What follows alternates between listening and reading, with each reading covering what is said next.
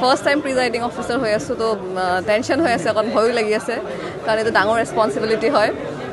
বস্তুটো কালেকশ্যন হৈ গ'ল চব মেটেৰিয়েল চেক কৰা হৈ গ'ল ঠিকেই আছে চব হোপফুলি কাইলৈ দিনটো ভালে যাব কামখিনি ঠিকে ঠিকে কৰিব পাৰিম এয়াই আৰু এইবাৰে প্ৰথম মই আগতে কৰা নাছিলোঁ EVM ল'লোঁ তাৰপিছত বেলট ইউনিট ল'লোঁ আৰু VVPAT তিনিওটাই ল'লোঁ তাৰপিছত চেক কৰিলোঁ বেলটটোতো কৰা নাই বাৰু সেইটো চাব নালাগে আমি কণ্ট্ৰল ইউনিটটো আৰু VVPATটো চালোঁ ঠিকে আছে হেৰি এই অৰ্চনা চালৈ তেওঁ আগতে কৰিছে দুবাৰ কৰিছে তাৰপিছত আমি তিনিওজনীৰে প্ৰথম হয় মই প্ৰিজাইডিং অফিচাৰ তাৰপিছত এওঁ হৈছে জোনালী বৰা ছেকেণ্ড পুলিং তাৰপিছত পুৰমা ডেকা ফাৰ্ষ্ট পুলিং আৰু অৰ্চনা চালৈ থাৰ্ড পুলিং হয় এই প্ৰথম ভালে লাগিছে নতুন এক্সপিৰিয়েঞ্চ কি হয় চাওঁ আৰু লোৱা হৈছে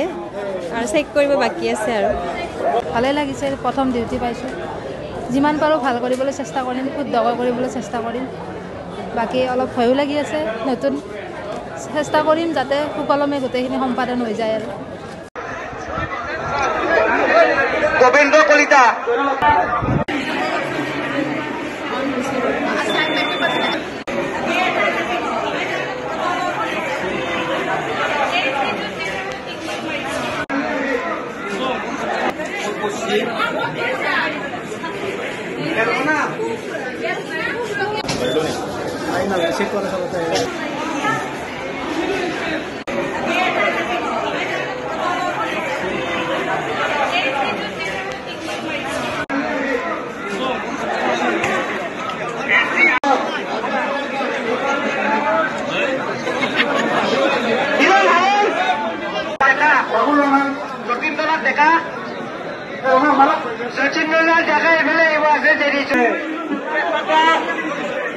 मोहम्मद अली अमीर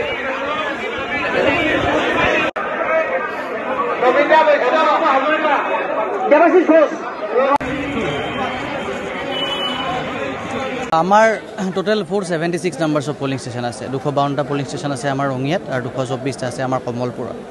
প্ৰায় গোটেইখিনি আমাৰ পলিং অফিচিয়েল আমাৰ আহি পাই গৈছে আপোনালোকে দেখিছে ইয়াতে তেওঁলোকে মেটেৰিয়েল অলৰেডি ৰিচিভ কৰিছে আৰু তেওঁলোকৰ মেটেৰিয়েলবোৰ চেক কৰি আছে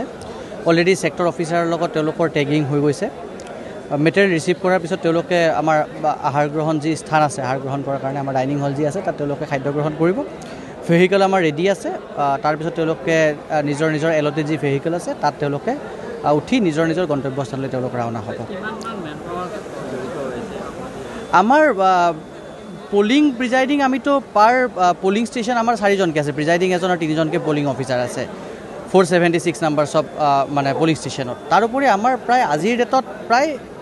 মানে 700 মান মানুহ আমাৰ বিভিন্ন সেলৰ ফালৰ পৰা আমাৰ ইয়াতে নিয়োগ হৈ আছে প্ৰায় আমাৰ আমি ধৰি লৈছোঁ যে প্ৰায় 4500 পৰা 5000 মানুহ আমাৰ ইয়াতে আছে আজিৰ ডেটত